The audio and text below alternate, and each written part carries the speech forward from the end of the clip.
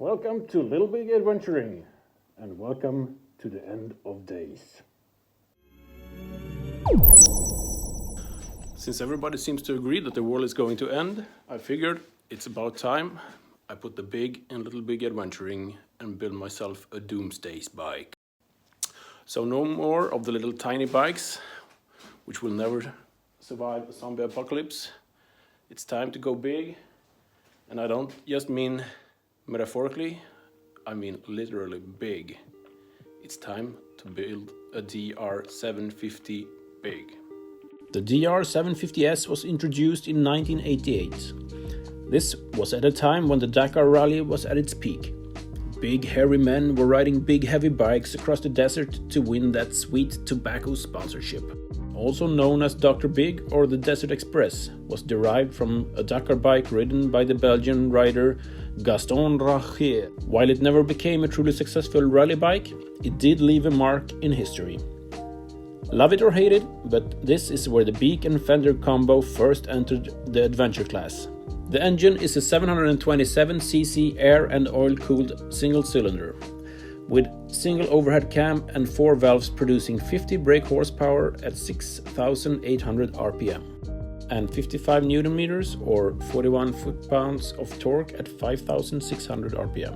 A 280mm single disc with a 2-pad caliper and a prayer is used to stop this behemoth. In the rear there's a symbolic drum brake, a 21-inch wheel in the front and a 17-inch in the rear. The suspension consists of a 38mm air-damped forks with 240mm of travel and full floater monoshock with an adjustable preload and 220mm of travel in the back. With a ground clearance of 262mm, a seat height of 876mm and a weight of almost 200 kilos fueled up. It's a tall order for shorter riders. The good doctor boasts a massive 29 liters gas tank, which gives the bike an impressive range of close to 500 kilometers. In 1990 it was replaced by the DR800, which increased the displacement to 779cc, marginally boosting performance, and the rear brake was upgraded to a disc brake. The following year it got better suspension, a smaller tank at 24 liters, shaped to fit longer-legged riders, and a more comfortable seat. It then stayed more or less unchanged until it was discontinued in 1999, being the largest single-cylinder engine in a production bike throughout its life.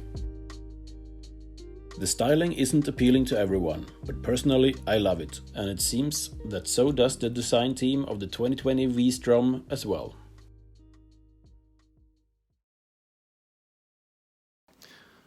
So I bought a DR750 in pieces.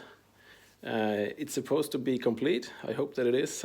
So far it looks okay. The only thing I found was missing is one of the fork guards. So I'll have to replace that. But so far it's looking pretty good. I bought it very cheap, as expected. When you buy a bike in boxes, don't pay big money for it because you never know what you're gonna find. So here's the storage where I keep the rest of the parts.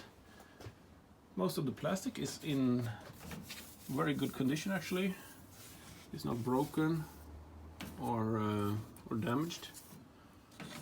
The white plastic looks quite nasty though. It's this greasy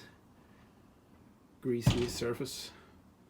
I tried to get rid of it with degreaser, but nothing happened when I tried it. So I got a little trick that I will show you later on how to make them look like this instead. Works very nice for white plastic, which is prone to getting that dirty look. I have spent about 10 hours cleaning the bike so far. And by cleaning, I mean drowning it in German industrial degreaser and scraping shit of it.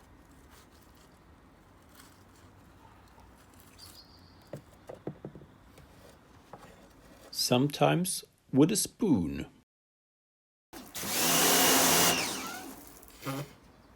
I have also stripped and primed a few parts just to get things started.